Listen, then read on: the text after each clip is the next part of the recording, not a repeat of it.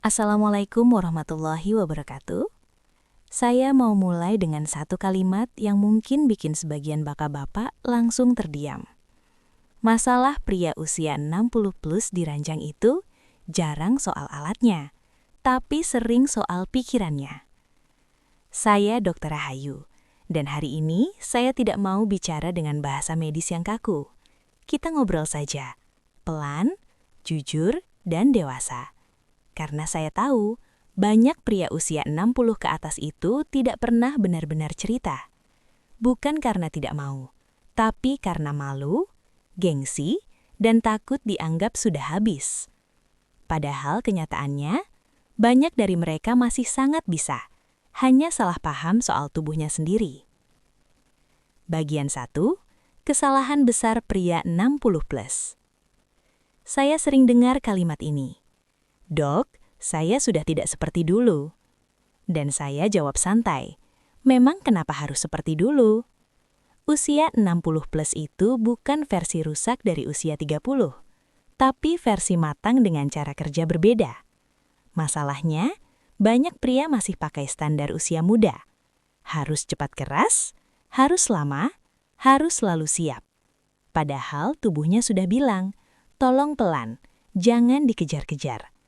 Dan saat tubuh dikejar, yang datang justru ngedrop. Bagian 2. Rahasia yang jarang diomongin, otak lebih berperan.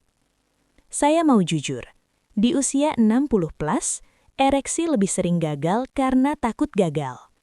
Sekali gagal, kepikiran. 2 kali gagal, mulai cemas.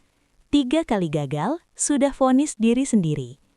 Padahal tubuh belum tentu menyerah. Masalahnya otak sudah panik duluan. Nanti gagal lagi nggak ya? Malu sama pasangan. Jangan-jangan saya sudah tidak mampu.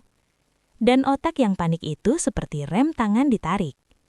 Ereksi butuh rasa aman, bukan tekanan.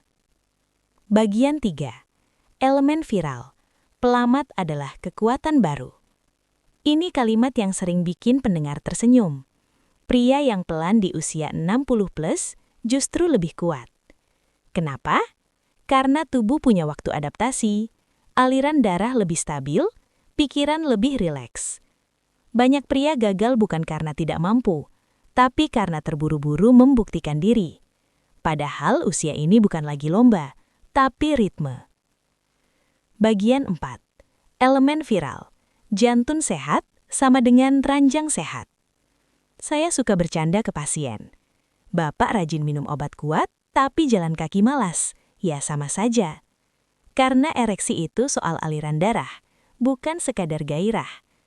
Pria yang jalan kaki rutin, gerak ringan, tidak terlalu banyak duduk, biasanya jauh lebih stabil di ranjang.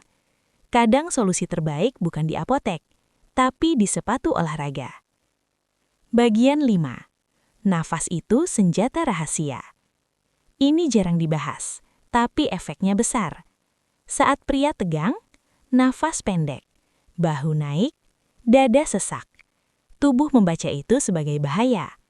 Coba bayangkan, mau ereksi tapi tubuh merasa terancam. Ya jelas susah. Latihan sederhana. Tarik nafas pelan lewat hidung, buang lebih pelan lewat mulut. Tenang, darah jalan, respons muncul. Bagian 6.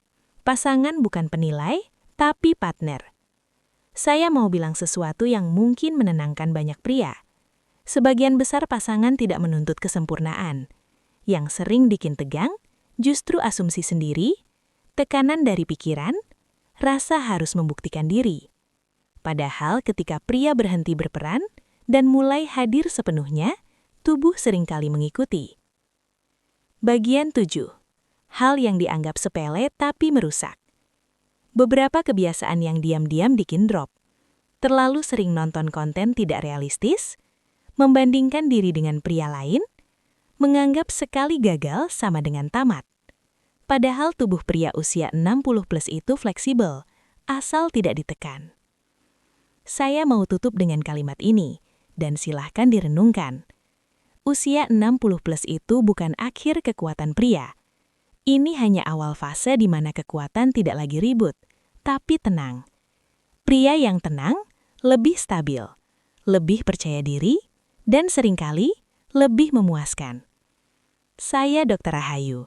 Terima kasih sudah mendengarkan, dan semoga setelah ini bapak-bapak pulang dengan pikiran lebih ringan. Wassalamualaikum warahmatullahi wabarakatuh.